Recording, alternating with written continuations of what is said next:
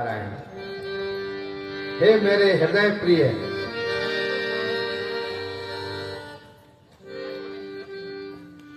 आप मेरे चरणों के समक्ष खड़े हो जाएं। भगवान खड़े हो जाते हैं।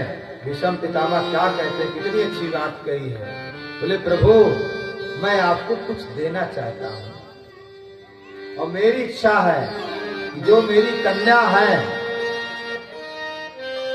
मैं उस कन्या का वरण आपके साथ करना चाहता हूं, क्योंकि आपके समान त्रिलोक में मुझे कोई वर नहीं दिखा है। इति मतिरुपकल्पिता वितृष्णा भगवती सात्वत पुंगवे विभू।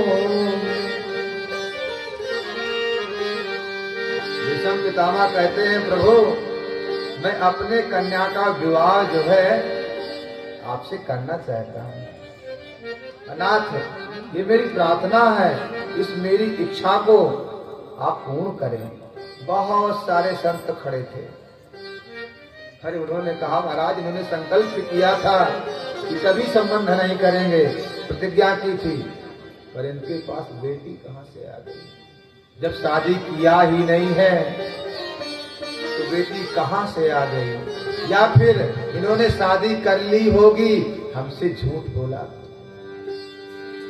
उसी समय भीष्म पितामह कहते हैं हे प्रभु हे नाथ, ये जो मति है, जो मेरी मति है, बुद्धि बिल्कुल विशुद्ध है, इसमें कोई कामना नहीं है, ये कामना से रहित है। नाथ ऐसी बुद्धि को अगर कोई वर्ण कर सकता है तो नाथ वो आप हैं। और भीष्म पितामह कहते हैं कि प्रभु आपको तो वो याद है जिस समय महाभारत के प्रारंभ में आपने प्रतिज्ञा की थी कि मैं शस्त्र नहीं उठाऊंगा, और मैंने प्रतिज्ञा की थी कि मैं आपको शस्त्र उठवा कर ही रहूंगा।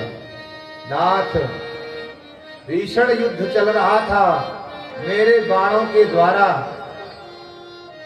अर्जुन घायल हो रहा था। नाथ आप अर्जुन की पीड़ा को सहन नहीं कर पाए,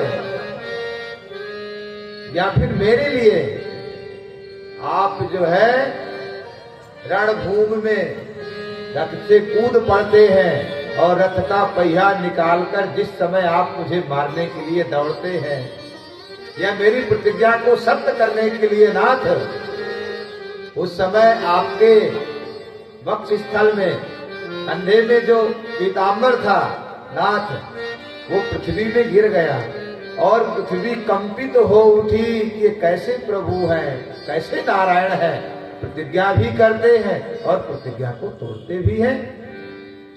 आपके दुपट्टे ने, आपके पीतांबर ने पृथ्वी को सांत्वना दिलाई। कहा अरे पृथ्वी तुम चिंता मत करो, ये भक्त और भगवान की लड़ाई है, कुछ नहीं होना है। भीष्म पितामह ने कहा प्रभु जिस समय आप मुझे मारने के लिए आ रहे थे नाथ, मैं युद्ध से विरत होकर मैंने अस्त्र शस्त्र सब फेंक दिया, मात्र मैं आपकी छवि का दर्शन कर रहा था। नाथ अद्भुत, अरे बैठो बैठो।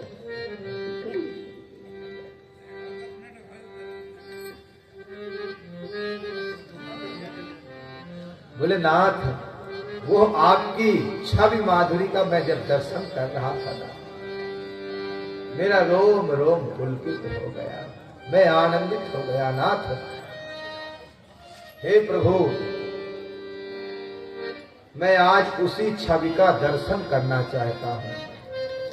और भीष्म पितामह क्या कहते हैं, बोले प्रभु जिस समय आप रथ का पहिया उठा रखा था और युद्ध की धूल उड़कर आग के बालों में, कथा में हंसा नहीं जाता है, आओ बढ़िया सुनो। मालूम क्या है, अच्छे अच्छे बहुत सारे लोग दुनिया में पड़े हैं जिनके पास सब कुछ है, लेकिन कथा में जब आते हैं तो सब छोड़ के आते हैं।